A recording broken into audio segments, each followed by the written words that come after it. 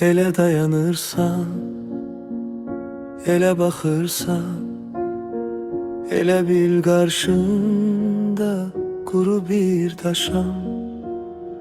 İpek saçlarını bir vaxt okşayan, ele bil hardasa mən olmamışam.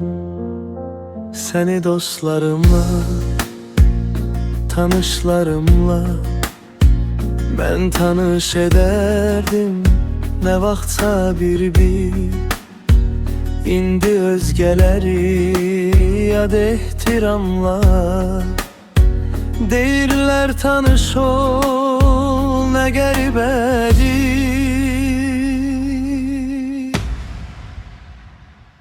Yuxuda görərdin ne vaxtsa hər dəm, yolumu gözlərdin yollardan uzaq. Mən sənin yuxundan çıxıb gəlmişəm. Bu da bir yuxudur, gəl tanış olaq.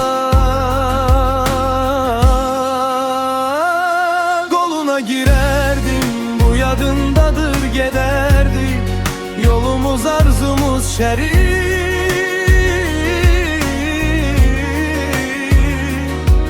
Qolum qollarının lap yanındadır.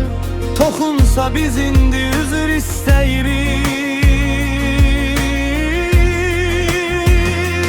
Hayanda oldumsa seher ya akşam, aradın sen beni, gördün sen beni. İndi gözlerinin qabağındayam, hayanda dururum ki